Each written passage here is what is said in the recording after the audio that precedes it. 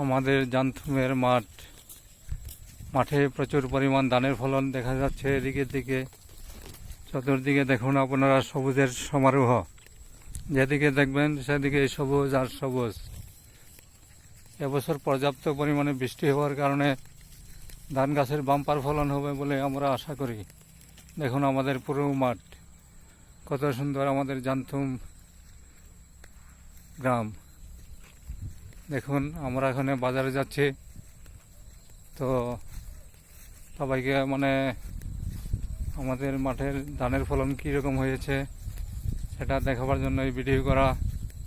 আপনারা সবাই like comment share করবেন, আমার চ্যানেলটিকে সাবস্ক্রাইব করবেন, সবাই পাশে থাকবেন। দেখুন ছোট ছোট ছেলেমেয়েরা পড়াশোনা শেষে যার যার বাড়িতে যাচ্ছে। সঙ্গে বারবার আমি দেখাচ্ছি আপনাদের এই সবুজ মাঠ, কি সুন্দর মাঠ।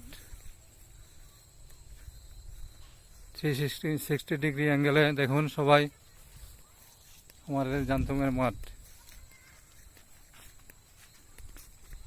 দেখুন ধান গাছের বাম্পার ফলন। আরও কয়েকদিন পরে দেখাবো, যখন ধান গাছে ফুল আসবে, শীষ আসবে, সবাইকে দেখাবো। আজ এতটুকুই, বাই বাই।